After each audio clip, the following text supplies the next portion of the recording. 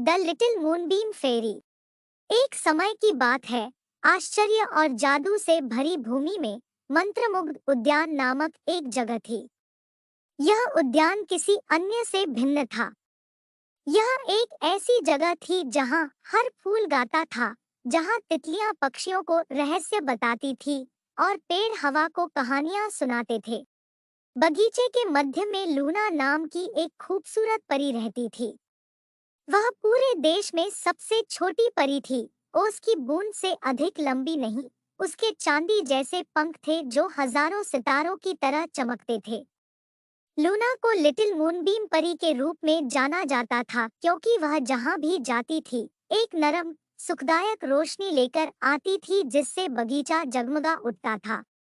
उद्यान जीवंत रंगों का एक टेपेस्ट्री था, जिसमें विशाल सूरजमुखी, झरने वाली लताएं और चमचमाती धाराएं थी।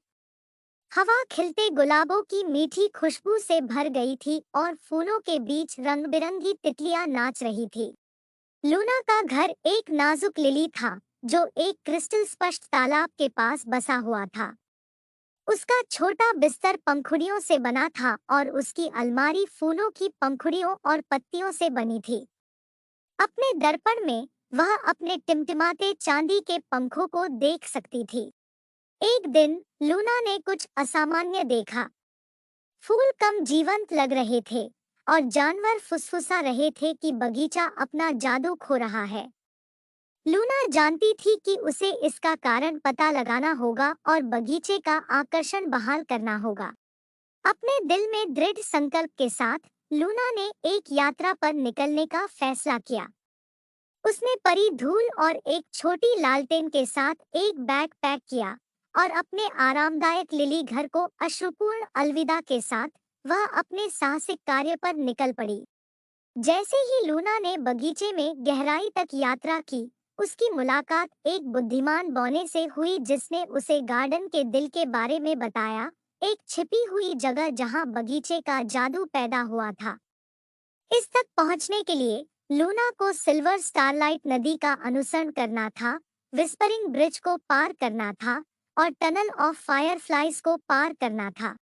लूना उस चमकदार नदी के पीछे चल रही थी जो ऊपर के तारों को प्रतिबिंबित कर रही थी। जुगनू उसके बगल से उड़कर उसका रास्ता रोशन कर रहे थे। उसने अपने चेहरे पर हल्की हवा महसूस की और नदी के मधुर गीत की सुखदायक ध्वनि सुनी।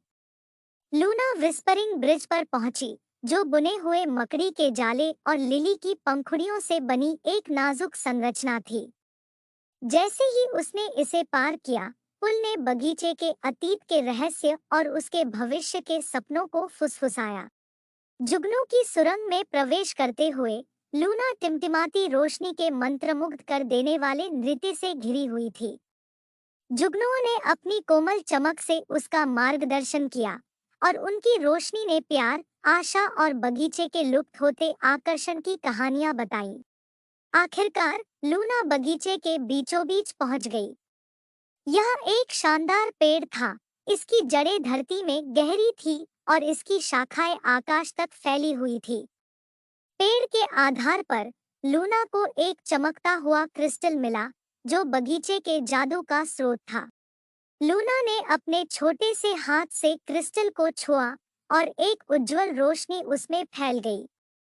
उसने महसूस किया कि बगीचे का जादू उसमें बह रहा है और उसके पंख और भी अधिक चमक उठे।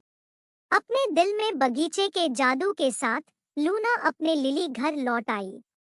उसने फूलों पर अपने द्वारा एकत्र की गई परी धूल छिड़क दी और बगीचा एक बार फिर रंगों, संगीत और हंसी से जीवंत हो उठा।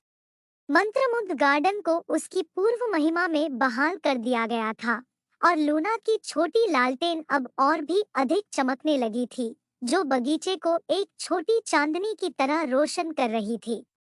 लूना जानती थी कि बगीचे के जादू की रक्षा और पोषण करके उसे अपना असली उद्देश्य मिल गया है।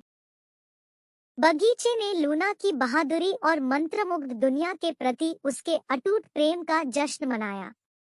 उसके दोस्तों, फूलों, तितलियों और पक्षियों ने उसके सम्मान में एक गीत गाया और लूना ने चांदनी में नृत्य किया, उसके चांदी के पंख उस आकर्षक बगीचे में चमक रहे थे जिसे वह बहुत प्यार करती थी। और इसलिए लिटिल मूनबीम परी लूना मंत्रमुग्ध गार्डन में रहती रही, अपनी रोशनी और जादू को आने वाले सभी लोगों के साथ साझा करती रही, और गार्डन आने वाली पीढ़ियों के लिए आश्चर्य और खुशी का स्थान बना रहा। जैसे ही कहानी समाप्त होती है, आप कल्पना कर सकते हैं कि लूना, छोटी मूनबीम परी, फूलों के बीच नृत्य कर रही है। उसके पंख हजारों सितारों की तरह चमक रहे हैं और बगीचा सुंदरता और जादू से चमक रहा है।